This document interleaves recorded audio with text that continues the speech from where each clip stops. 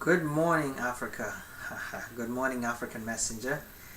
Good morning to our fans and viewers all around the world. Once again, we are seeing a very, very important thing here. A very good story unfolding in Egypt as we keep uh, taking a look and noticing as the story unfolding. We understand that President Mubarak finally decided to resign as president of Egypt, which is a really big welcoming news to the people of Africa and the people of Egypt especially. Welcoming news in a sense that the people of Egypt have spoken loud and clear and they have been heard. And finally, he's decided, this is it. This is the final day for me. We understand that he's already retreated to a resort island that is on the Red Sea. Um, but this is great. It's really great. It's great for the people of Egypt who have spoken clearly that they wanted to see change and that they haven't given up. They have continued to really fight, being there day in and day out and camping out there and working hard and trying to foster this kind of change that they were looking for. Now, we don't know much about the future of Egypt as far as, the military being in charge and creating a transition democratic government to leading up to election and eventually to a civilian taking charge and control. And no one can tell the future of what will become of any administration in Egypt, but this definitely has a shaken ground and definitely has changed perspectives in different locations and corners of the world, especially in the Middle East and the peace process with Israel and Palestine. And we're pretty sure that the rest of the Middle East and the world is paying close attention to see and understand and see how the situation unfolds. But our kudos to the Egyptians people who finally decided to stand up against tyranny, against dictatorship, to stand up against a regime that's been in power for 3 decades, and all they have seen is pretty much miseries, their miseries compounding on a daily basis, them not being able to afford life like they should. And this should be a lesson to every other African leader out there. These people feel invincible. They feel like they are entitled to power. And they feel like they can use anything they pretty much want to use in order to cling into power, to maintain power, to stay in power and do what they want. But the people are speaking clearly, and the people are being heard, and the people are winning. At the end of the day, as we've always said, it's always gonna be about the people. It's always gonna be what the people want, and it's always gonna be the kind of change that the people are looking for. Our hopes is that the next government, the next ruler, the next president, if you will, of Egypt or in any other place would be able to kind of take a break, and see what the people are saying and take into account what the people are saying and make sure that what they're doing is for the good of the people with an understanding, frankly, that if they're not paying attention to the people, if they're not willing to listen to the people, if they're not doing what's good for the people, then they too will be shown the door. This is going to be serving as a warning to each and every African leader out there, especially those who have been and power for far too long and who haven't done anything good for their people, really.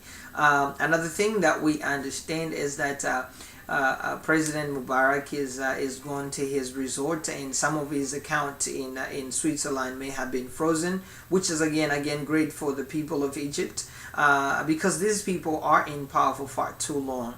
And when you start looking at how they go, they are stealing a lot of money, billions really, and the people's money that most of these people take into account by opening these accounts to their relatives and buying buying all these private properties and things. Obviously, being head of states, yes, they are entitled to an allowance. They're entitled to get paid. No one should work for free. That's definitely a good thing that they get paid. Unfortunately, most of them, they steal from the government coffers and they take these money overseas. But what's even unfortunate is that even though we hear about account being frozen, first it was Tunisian former president Ben Ali's account being frozen. We don't know how much these people have really put into those accounts. As we can recall the situation in Congo with the former dictator Mobutu Sese Seko, the day when he died, there's a lot of money that's out there, but nobody knows how much that this man has put into those overseas accounts. So it is really hard, and all that is being stolen from Africa into these accounts, and no one is able to track down how much it is exactly that the people of those specific countries will be able to receive from these overseas accounts. Nevertheless, it's important to know that even those banks are really taking the necessary steps to freeze these accounts, to allow for a full investigation into how the money came to be, in order for things to be run accordingly, and for if there's anything that has to do with stealing from countries' coffers and the people, to return the money to the people. It's really, really important. And again, kudos to the Egyptians people for the fight that they put on, and to continue without letting up until they get what their wishes were. Now, to every other African out there who has been following the situation in Egypt, it's not just rising up against your leader because you don't like him, or because something part of the economy is not going. This should serve to be an encouraging moment, really, for many people to understand, to be able to use their power as people to bring about real change. Now, it's not like every leader is going to come and be perfect and be 100% and give all. They will give all they can give. And it's worth mentioning that it's good to support our leaders whom we put in place as well.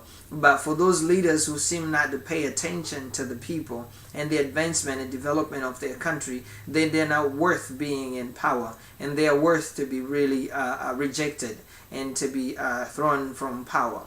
Now, once the elections and democratic processes are put into place, we should also remember that now the power becomes on the ballot. That is when we cast the votes, when the African people cast the votes, that is when they make their voices heard loud and clear.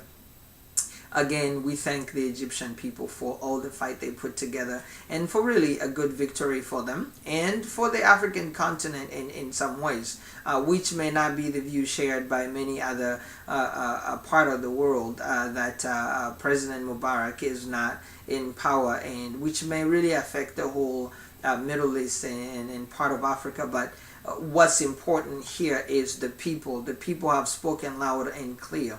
When the people aren't being taken into account, when the people are being taken for granted, that creates what's happened, and that creates a revolt from the people. And this is what African leaders need to start understanding.